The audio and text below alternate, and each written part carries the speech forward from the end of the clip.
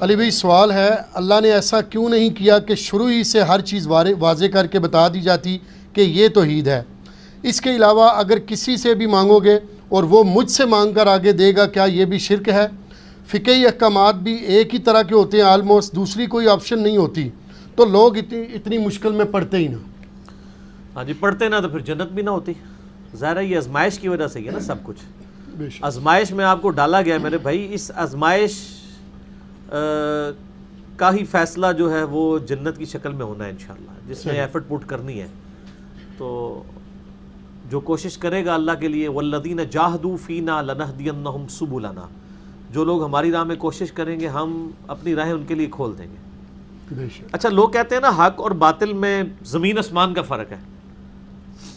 حق اور باطل میں زمین آسمان کا فرق اس وقت ہوتا ہے جب پیغمبر دنیا میں موجود ہوتے ہیں۔ جب پیغمبر چلے جاتے ہیں اور ان کے نام لیوا پیچھے سے فرقے بنانا شروع کر دیتے ہیں نا، پھر حق اور باطل میں صرف 19-20 کا ہی فرق رہ جاتا ہے، کیونکہ وہ باطل اتنا زیادہ ہوتا ہے کہ حق اس کی وجہ سے دب جاتا ہے اور وہ کلمہ گو بھی ہوتا ہے۔ یعنی آج کا جو کلمہ گو مشرک ہے، اس کے اوپر آپ کفر و شرک کا فتویٰ لگاتے ہوئے 10 دفعہ سوچیں گے یار یہ تو کلمہ پڑھ رہا ہے، اس کو میں کیسے ابو جہل کی مانند مان لوں؟ صحیح، تو حق تو امبنگوس ہو گیا ہوا ہے نا۔ اور پھر وہ اس طریقے سے چیزوں کو پریزنٹ کرتے ہیں، اس کو گھوم گھما کے، کہ ایک عام آدمی کو بات سمجھ نہیں آتی۔ اگر یہ بات بالکل اللہ تعالیٰ اس طریقے سے واضح کر دیتا تب بھی یہ اس میں سے کوئی نہ کوئی چیز نکال دیتے۔ مثال کے طور پر قرآن میں واضح ہے ایاک نعبد و ایاک نستعین۔ اگر کوئی گورا ہی آیت پڑھے گا نا تو وہ یہی مطلب لے گا کہ اللہ کے علاوہ کسی کی عبادت بھی نہیں کرنی اور اللہ تعالیٰ کے سوا کسی کو مدد کے لیے بھی نہیں پکارنا۔ ایک تو ہے نا ظاہری اسباب، وہ تو قرآن میں حکم ہے وَتَعَاوَنُوا عَلَى الْبِرِّ وَالتَّقْوَى وَلَا تَعَاوَنُوا عَلَى الْإِثْمِ وَالْعُدْوَانِ۔ ایک ہے غائب میں پکارنا، ایک ایسی ہستی کے بارے میں جو آپ کے سامنے موجود نہیں ہے اور آپ یہ بلیو رکھتے ہیں کہ وہ یہ کر دے گی۔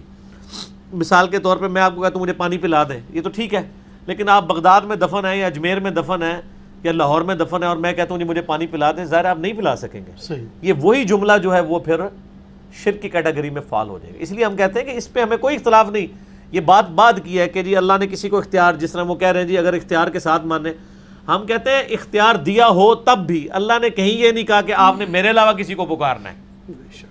مولا علی علیہ السلام کو اللہ اختیار بھی دے دے تب بھی کہیں یہ نہیں آیا کہ ان کو پکارنا ہے۔ قرآن تو بالکل واضح ہے اپنی توحید کے اندر، بے شک حق اور باطل کے اندر۔ آج کی ڈیٹ میں یہ میرا گولڈن کوڈ لے جائیں 19-20 کا ہی فرق رہ گیا۔ بڑی مشکل سے معاملات انسان کو سمجھ آتے ہیں، لیکن جب ونس کلیئر ہو جائے نا پھر زمین آسمان کا فرق نظر آنا شروع ہوتا ہے۔ ادروائز جب تک کلیئر نہیں ہوتے نا، وہ کہتے ہیں رفع الدین علی حدیثاں بھی ہیں نہ کرنے لی بھی ہیں کرنے لی بھی ہیں، کس طرح گیم کرا کے لگتے ہیں، ٹھیک ہے، پھر اتنے لوگ نہیں کر رہے، وہ اگر غلط ہے یہ ہے، اس طرح کی گیم الجھاتے ہیں کہ ایک عام آدمی الجھ جاتا ہے۔ باقی اگر اللہ تعالیٰ ہماری خواہشات کے مطابق وہ معاملات کر دیتا نا تو پھر ہماری آزمائش ختم ہو جاتی۔ صحیح، یعنی ہم تو انڈائریکٹلی غیر اللہ کی استعانت کو شرک کہتے ہیں نا، ایاک نعبد و ایاک نستعین۔ اس کی بجائے اگر یہ آ جاتا کہ اللہ تعالیٰ فرماتا ہے یا علی مدد مت کہو، یا رسول اللہ مدد مت کہو، یا جبرائیل مدد مت کہو، تو کام ہی ختم ہو جاتا۔ بے شک، لیکن پھر آزمائش تو نہ رہتی نا۔ اب اللہ تعالیٰ نے یہی باتیں کی ہیں لیکن ایسے انداز میں کہ جو لوگ حق کے متلاشی ہیں ان کو حق مل جائے گا۔ ایاک نعبد و ایاک نستعین۔ پھر اس کے بعد اسی کانٹیکسٹ میں جو پارہ نمبر 20 کے شروع میں آیات آتی ہیں نا، سورہ نمل کی آیت نمبر 64 ہے، اعوذ باللہ من الشیطان الرجیم بسم اللہ الرحمن الرحیم۔ یہ بالکل واضح آیت ہے، میں کہتا ہوں اس کے بعد تو گنجائش نہیں رہتی کوئی بندہ کسی غیر اللہ کو مدد کے لیے پکارے۔ 62 ہے، امن یجیب المضطر اذا دعاہ، بھلا بتاؤ تو کون ہے جو اضطراب میں گھرے ہوئے شخص کی دعا کو قبول کرتا ہے، ویکشف السوء، اور اس سے برائی کو دور کر دیتا ہے، ویجعلکم خلفاء الارض، اور وہی تمہیں اگلوں کا خلیفہ کرتا ہے زمین پر، تمہارے ماں باپ مرتے ہیں، تم مرو گے، تمہاری اولاد، وہ نہیں مر رہا، وہ زندہ ہے، وہ الحی القیوم ہے، باقی سب مرتے جا رہے ہیں اور آنے والے انبیاء بھی فوت ہو رہے ہیں، ان کی اولاد وارث ہو رہی ہے۔ بے شک، اِلٰہٌ مع اللہ، کیا اللہ کے ساتھ اور الہ بھی ہے جو تمہاری تکلیفیں دور کرے؟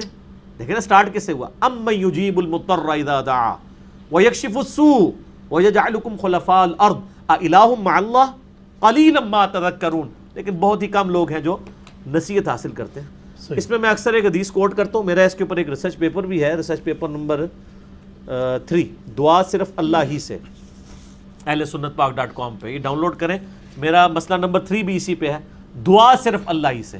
یہ جتنے جھوٹے وسوسے دلاتے ہیں نا غیر اللہ سے مانگنے کے، میں نے اس میں کلیئر کیے ہیں. اس میں نے ایک حدیث بیان کی ہے جو حدیث صحیح بخاری اور صحیح مسلم دونوں کے اندر یہ حدیث موجود ہے. بخاری میں ہے 4086 اور مسلم میں ہے 4917. مسلم والا جو طریقہ ہے وہ بالکل واضح ہے اس حوالے سے کہ کچھ قراء کو دھوکے سے شہید کر دیا کافروں نے، 70 کے قریب تھے، جس کی وجہ سے آپ علیہ السلام نے قنوت نازلہ بھی پڑھی تھی.